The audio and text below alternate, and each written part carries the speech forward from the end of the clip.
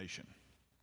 I mean, essentially, we've been talking in the context in particular of Mystery Babylon, and of course you already know what we've discussed there. Last week we've talked about two items, and this week I want to go a little bit further as it relates to the second item. So why would God bring judgment upon a nation? Well, there's a lot of things that we feel like God would provoke God to bring judgment. He's an incredibly patient God, first of all, isn't he? I mean, you and I are proof that he is a patient God. He's an incredibly patient God. But his patience will at some point in time have limits, right? And he has, I believe, he will at some point in time have a limit with a nation. He certainly disciplined his own people. He didn't do away with them, but he did discipline, didn't he? So he allowed, you can call it wrath if you want, you can call it discipline. In some cases, like Sodom and Gomorrah, it was, we would clearly say, both wrath and judgment, wasn't it? Nineveh, we see both grace and eventually the judgment of God. Roughly 100 years after Nineveh repented, Nineveh was destroyed. Because you have to walk, look, and here's an insight for us. You have to remember, when God is favoring a nation, that favor is contingent upon their walking in obedience to him, right? And that's why at some point in time, if a nation gets too far away from God, God will sometimes use light kinds of discipline. And if a nation responds and its course responds, guess what? There's a bit of reprieve, if you'll let me say it that way. But if it continues to move further away, what happens? The judgment or the wrath or the discipline gets a little firmer, right? Just like a parent. You know, you start out saying, now don't do that again. But if a child does it again, say, now, this is my final warning, don't do that again, or. And when they do it again, they get the or, right? And then now, just remember that. And then if they do it again, you realize what? Yeah, we're going to have to exact some greater discipline because it's not working. They're not getting it, and they're continuing in a path.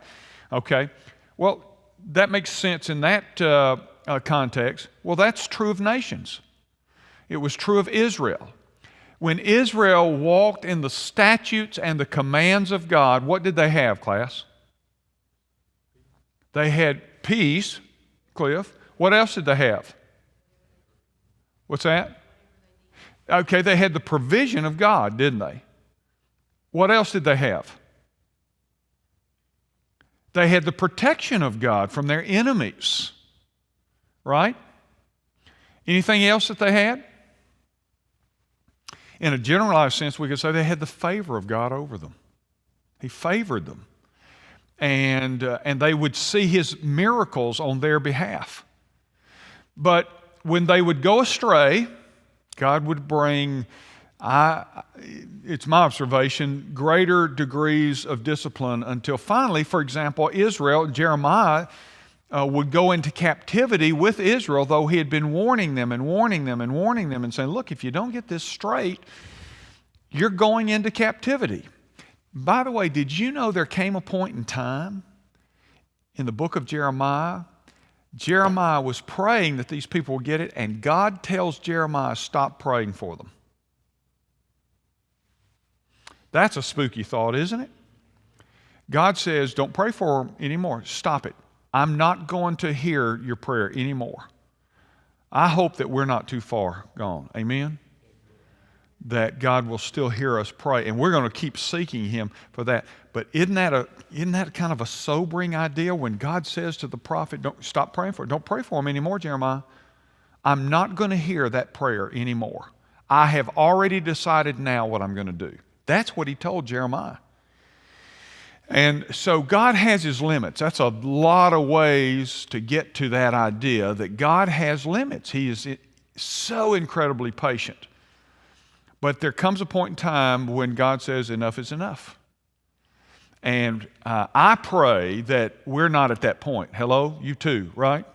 That we're not at the point where God says, now, I was reading some this week, and I was reading about how various movements of God through the ages. And one of the things that seems to be consistent is that before God brought any discipline upon people, He brought a move upon them first. He moved on them. And so that's why we pray, God, move. Our 30 days of prayer that you've heard us talking about is about a lot of things. It's going to be about urgency and boldness to live our faith in a culture that's getting, it's becoming more clear which side you're on, right? And urgency and boldness and those kinds of things. And we're going to pray about the reignite process, a part of it, that God would use us in fresh ways as we start opening up more and more things. But we call on Him as it relates in this 30 days of prayer. We'll be calling on Him for a movement. You heard Bob say that, for a movement of God. And we want to see God move.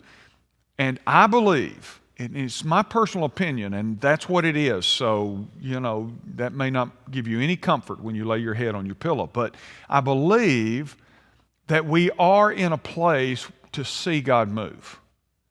Now, I don't see God moving right now.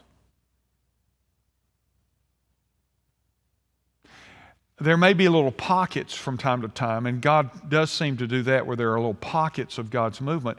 But in a general sense, I don't see God moving right now. Right now, I don't see God raising up a man for the hour, like a prophet that would be raised up, or a Billy Graham is someone we could identify with. God raised him up for a work so that a nation looked and they listened to that messenger. Does that make sense on kind of a corporate level? I don't see that out there. Like this or not, okay?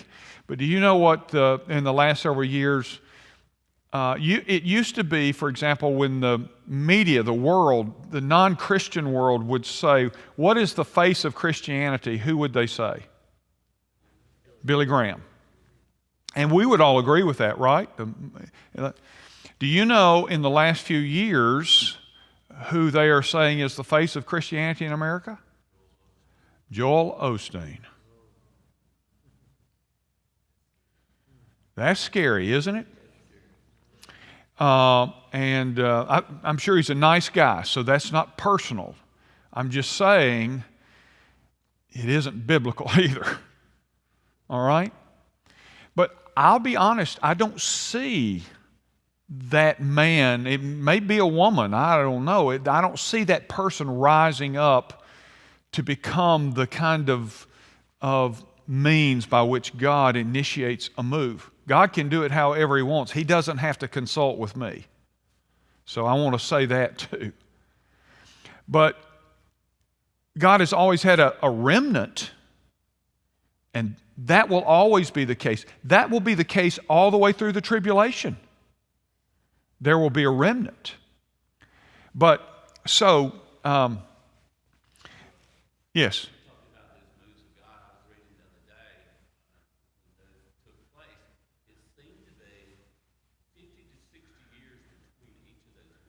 Those movements. Yeah. Yeah. The last movement in America was what we call the Jesus movement. I was telling our staff about that, Lance, this week, and I said, I'm kind of a byproduct of that myself. I was on the late side of it. The Jesus movement, you remember, it was when the hippies got saved. That's the best way I know to say it. The hippies got saved. And the hippies got saved, and man, God really moved across the country in a younger generation. By the way, most movements of God have started with a younger generation. Did y'all know that? the Haystack Revival. And most of them have started with the younger generation. That's why you pray for your students and your kids and all of that. But it started with the Jesus people. We began to call them the Jesus people. They were the hippies that got saved. We called them the Jesus people. And then the Jesus people, you know who they morphed into? The yuppies. Y'all remember yuppies? You ought to, because a whole bunch of you are yuppies. I'm in that category of that age grouping. And now, I was on the younger side of the yuppies. A lot of you are real old yuppies. But at any rate, and that's what they began. And listen, I was telling our staff about this, and I said, and the church kind of environment that we know today it really built from the large church, highly organized and highly focused, because that's how they were driven, and that's who they became. They helped found and build some of the greatest churches in America. But it was a move of God, and that would have been in that same time frame. I really am prayerful and hopeful that God will move again, but He does have His limits. So let's get to the task here tonight. So we talked about some reasons, biblical reasons, that God would wipe a nation out. And I have told you, I've preached this for years, it's a historical fact that the average lifespan of an empire is how long? About 200 years. The average of them, and we're not talking about other small nation states. We're talking about major empires, about 200 years. There's one that skewed it, that's the Roman Empire. It lasted for about 500 years, but it is kind of an anomaly in the system. And America is already where Rome was when Rome collapsed. But that's not our subject. So what might cause God to say, I've had enough? Well, the persecution, we said last week, of God's people. The first thing that I gave you was the shedding of innocent blood. Oh, let me do one other thing. I had somebody ask me Sunday, and twice this week, they said, Pastor, have you ever considered putting together a book list? And the answer is, it's funny, a woman asked me yesterday from our congregation, said, Pastor, would you consider doing a book list? And I just smiled. I said, well, that's interesting you asked, because yesterday morning, while I was spending time with the Lord, I had this overwhelming sense, you need to do a book list. And so there's 2 people in about 3 days that had asked me that, and I've been thinking about it, and I've done some minor stuff. So as time permits, and today I started working a little bit on one, I'm going to do some categorical kinds of book lists for you. One of which is going to be on the creation and evolution. What should I read, or what should I pass along? And so I pulled today, I began composing that one in between some meetings that I had. I think I'm going to do one on eschatology or last days or end times. Would that be helpful to you? I showed my secretary today, I said, now, to do that, we've got to figure out how to do the bibliography and I have about 4 stacks of books this high that sit in a certain place in my office that I have been reading over the last year during this series. Now, some of it's junk, okay? And I'm not going to recommend the junk to you because I've been reading it so I'll know what the junk is. But would that be helpful to put together a bibliography of these kind of things? Then down the road, maybe I'm going to come back and do one on Christian living. Then maybe one on my favorite books. What are my favorite books and all that sort of. So I'm going to work on that. And I will at some point, and we'll publish it in some way where you can have it in hand, that kind of thing. But all right, so the shedding of innocent blood, that was number 1. Y'all with me? Why God might wipe a nation out. And we pointed to Jeremiah 19, 1 through 5, as it referenced that. It was going on. Israel was offering their own children on the idols of Molech, and as just an example. The second thing we talked about, and we began, then I want to give you a few subpoints under this, the persecution of God's people. Revelation 17:6 says, "And I saw the woman drunk with the blood of the saints, the blood of the martyrs of Jesus." Now, who is the woman, class? Let's see if y'all been paying attention. Who's the woman? What's that? Mystery Babylon. Remember, and you know, of course, we won't go backtrack all the clues about that. But that specifically, Revelation 17 and 18 specifically are talking about Mystery Babylon. And it says of this, if this is a nation state or a nation city, which I believe it's some combination of that, as you know, America and possibly even the New York area. It says that this woman referred to there is drunk on the blood of the saints. It would mean that a nation had persecuted the saints. And literally to the point of death. That's hard for us to imagine right now in America. But it's getting easier. Hello? It's getting easier to say, yeah, I guess that could happen. I never thought it would, but I guess it could. And so I'm afraid we're moving in that, at least that direction. So how will the persecution be carried out? All right? Now, Mystery Babylon is a part of the Great Tribulation, and you need to know that there will be Christians dying in the tribulation. Now, I've clarified this before. I'll just say it quickly. Not from the wrath of God, but from the wrath of the Antichrist. Does that make sense? That's different. In other words, they won't be dying because God's pouring His wrath out on the believer in the tribulation. It'll be the wrath of the Antichrist who hates God and who hates the church and therefore hates followers of Christ. And he'll have that kind of freedom on some level. The church most likely will be underground by then. Okay, so how will the persecution be carried out? Number one, all right, and you can just jot these down if you want. Restrictions in religious broadcasting.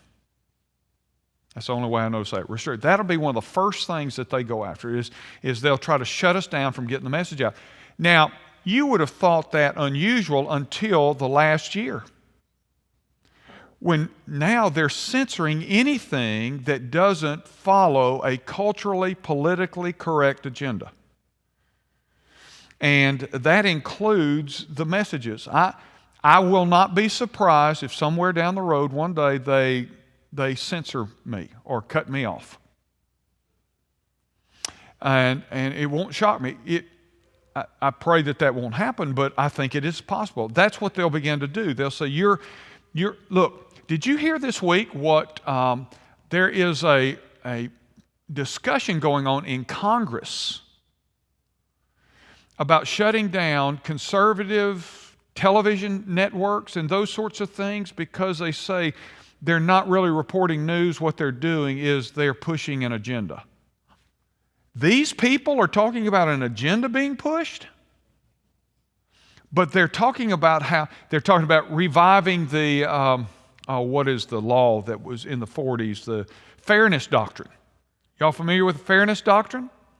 The Fairness Doctrine in media used to be a law that said if you present one side, you have to present the other side, or you can't present either side.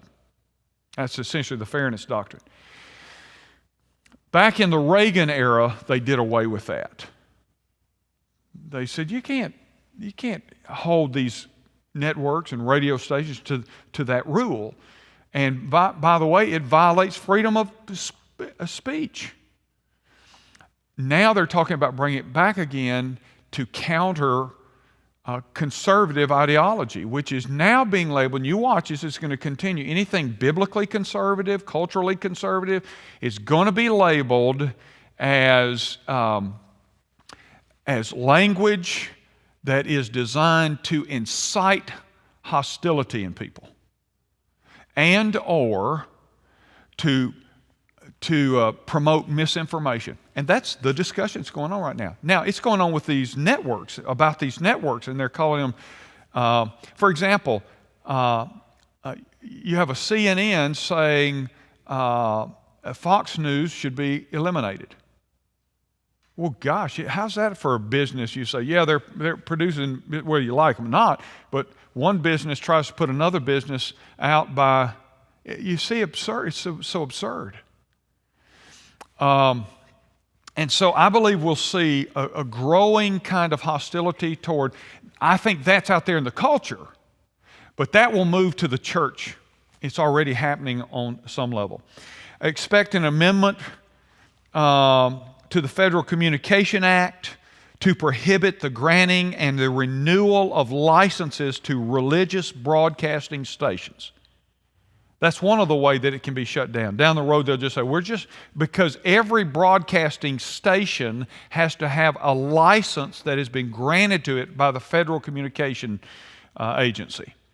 And so the easy way to shut it down is just say, look, we think what you're propagating is not acceptable in the culture, and so we're just not going to renew your license. And if you don't have a license, you can't broadcast. Legal authority John Price has said the restriction to renewal and licensing would be based upon the argument that the public owns the broadcast spectrum, and any license use of any portion of the public spectrum constitutes an impermissible endorsement of religious expression by the government. We shouldn't be surprised, as I said, to hear about the readoption of the Fairness Doctrine to enable a really restriction on any kind of conservative communication. All right, so I think you'll see persecution that way. That's a subtle, soft kind of persecution, but real nonetheless, right? Number two, you'll see the elimination of religious contributions, finances. You know, I'm glad you get a tax deduction by giving to charitable organizations, and we're a charitable organization, so your gifts are tax deductible, right? That's why every year you get a tax statement or a giving statement of what you gave to the church, all right? One of the ways that, and I've said this for a long time, that they'll enact a persecution, another soft form of persecution will be to say, you can give to the church, but because the church, the evangelical or the biblical church, does not endorse things that are now laws, same-sex marriage, the gender issues, it doesn't affirm those things. It is contrary to laws that have been passed, and so you can't get the benefit of the IRS deduction because you're already defying current government laws, or you're not affirming them. Does that make sense? And so I believe we'll see that they'll try to strip us of that. Now, by the way, you ought to know something about Ridgecrest. That's your tax thing. I've had people say to me, since I've been here 20 years, we don't think it's right that a church can be able to go to a place of business and pay for something and not have to pay tax on it, you know, as a charitable organization. Let me tell you something. We chose long ago to pay tax. So it's always fun to say, we pay tax. We pay the same taxes you do. Our organization pays taxes because we want to be good citizens of our community. But now you get a tax deduction for your gift, but when we don't go out and I'm not fussing, organizations do. I'm just simply saying we chose a long time ago that if we go down to Sam's Club and buy a bulk load of something, guess what we do? We pay tax on it just like you would. So if anybody ever says that, well, your church doesn't have to pay tax, yeah, we don't have to, but we do. How about that? That's even better, isn't it? But I think we'll see the elimination of religious contributions. There's a thing you'll be hearing more about. It's the current president, with a stroke of his pen, reenacted what's called the Equality Act. Have y'all heard about that? You go read on it. I don't have time to talk about it tonight, but you go read up on it. That act itself will probably be used against us down the road in matters just like what I'm talking about, the Equality Act. It is dangerous because it supposedly is about freedom, but what it really is about saying you're not free to determine what your own beliefs are. You have to accept certain. Now, first, let me tell you where it's going first. It will affect Christian universities and private Christian schools. But if it's like the other things, it's a matter of time until it comes after the church as well. The Equality Act. Y'all got time? One more, and I'll come back with a couple more next week. A third will be redefining freedom of speech. It's already happening, isn't it? It's already happening. Let me see something here. This is all current stuff. Every day. Let me tell you something about the Equality Act. Our new president has pledged to sign the Equality Act, which would impose a massive blow to religious liberty. The most recent version of the bill would redefine schools, churches, and healthcare providers as public accommodations. Under that definition, if a house of worship, abiding by church teachings, doctrine, refused to provide unisex restrooms for transgender congregants, the organization could lose its tax-exempt status and face excessive punitive damages and other retaliatory measures. All right? Share something else with you.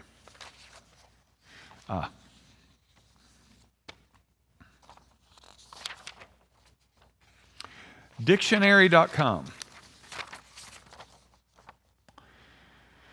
Are y'all familiar? Did y'all read George Orwell's book, 1984?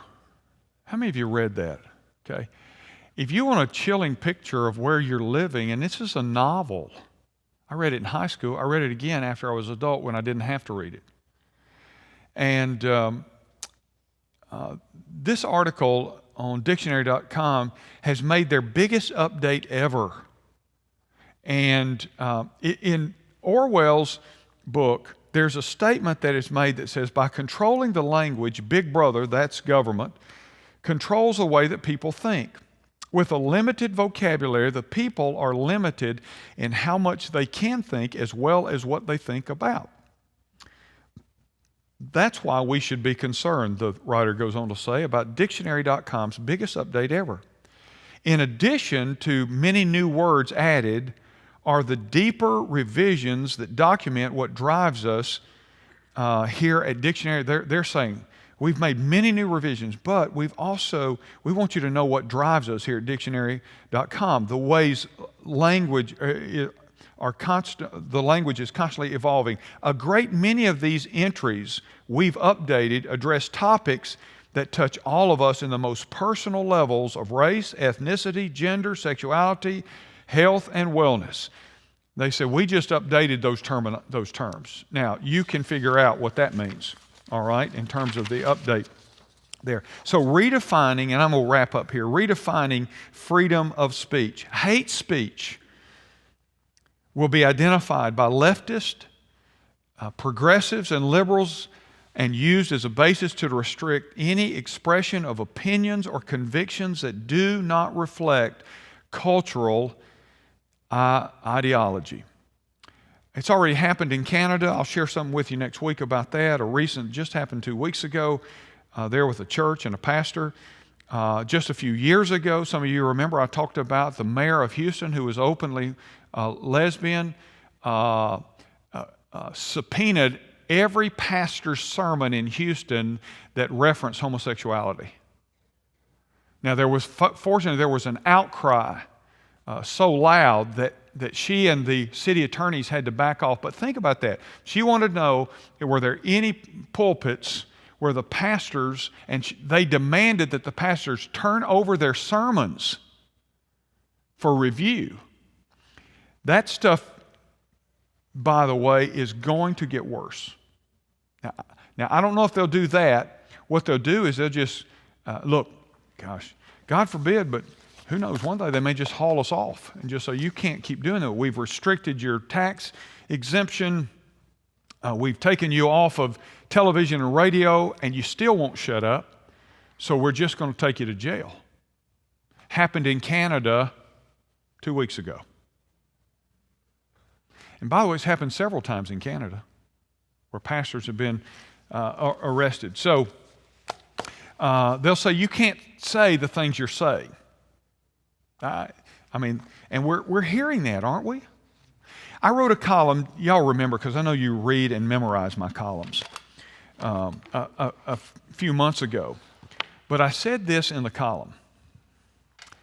I said, I was writing about, I don't even remember the topic, but I said, for the first time in my life, I want to tell you what I'm not saying before I say what I'm saying. Do any of y'all remember that? This is the first time in my life that I have to explain this is not what I'm saying, because our culture has so sensitized people to say, oh, if you say this, that's what you mean. For the first time in my ministry, sometimes I find myself saying, before I tell you what I'm going to tell you, I need to tell you what I'm not going to tell you, or what I'm not telling you. That's going to get worse. That's going to get worse. Well, so these are some of the reasons, some of the persecutions that I think we'll see. There's still one more to go. I'll give that to you next week, and then we'll move to the next major point. But there will be persecution. I don't know that it'll be head chopping and that kind of stuff. I used to would have never believed it, but now I'm not so sure that the day won't come when it'll be physical. Again, I'm not trying to be overly pessimistic. I'm just trying to say, look, 5 years ago, we didn't even think we'd be where we are. You know. And by the way, COVID has produced a culture of dependence upon the government. I didn't say COVID's not real. By the way, there's a new rumor going on in the medical community, from what I understand, about your pastor. And it is this, that I have now had COVID 3 times. A doctor asked my wife yesterday, can I ask you something? I'm hearing from others that Pastor Ray has now had COVID 3 times. She asked my wife, can you clarify that for me? Because that's what we're hearing. My wife started laughing, said, he's had it 1 time. I said, you should have said, yeah, he's had it 3 or 4 times. He's Superman. I said, think about that. Or he's got so many antibodies, he's willing to sell them. I mean, think about the absurdity of that. I don't know how that stuff gets going. I believe it's real. I've had it, okay? But I'll tell you, it has produced a culture that is dependent, and I think that has implications down the road where the government says, we're going to take over, we're going to tell you what you got to do. And have you noticed, people have lived in great terror. What do y'all want us to do? I think it is preparing us for something we don't want down the road. A kind of dependence on government that is socialistic and Marxist. Right? Okay. We'll stop there. Y'all depressed? I hope not. Hey, look, God's still on our side. And we know persecution come, whatever comes, we still know how the story ends. Amen? We're glad for that. Anybody have any questions before we're gone? Uh-huh. We see what's happening in the first 2 months of the business in there. We got 3 years, 4 years of this. Well, and we still got God. We still got God. And God makes a majority for anybody. See, that's what you got to remember. And you got to remember, nothing that I've talked about tonight is out of His control. He doesn't have to surrender to anybody. Think about that. He doesn't have to surrender to anybody. But I will tell you, I share it with our staff. I think I posted it. I don't post a lot of things. I try to be sane about what I post, but I don't. But I posted something yesterday. I think it was on Facebook. I posted a statement where I said, "Look, Jesus Christ offers us an opportunity for life, but He never gives us an option for neutrality. You've got to respond to Him. He never says, well, it's not Jesus always says, you got to respond. You can't be neutral. In fact, He even said, I'll spew you out of my mouth. I don't like that lukewarm stuff. And I think that's what we're going to see more of. And so why have I been teaching so intently and so long on this? I really believe I have a responsibility to prepare my sheep. I really think, look, we may not stop any of this. We may not see a revival, but we need to be prepared so that that day doesn't take you by surprise, Jesus said. And we may not see it in our lifetime, but we never thought we'd be seeing the things we're seeing in our lifetime. It's picking up speed. It's picking up speed. So stay close to Jesus. I'm mentoring. I want to say he's a young man. He's about 40. Everybody gets younger as you get older, don't they? He said to me today, we had a session today, and he said to me, he said, Pastor, you got any good word for me? I said, yeah, stay close to Jesus. He started laughing. I said, and you can quote me on that. But he started laughing. I said, that's as profound a thing as I can tell you. Stay close to Jesus. You know what I'd say to you, church? Stay close to Jesus. Stay close to the champion, the victor. Stay close to Jesus. It may get tough, but I'll tell you something. If it's going to get tough, you want to be next to Jesus. Amen?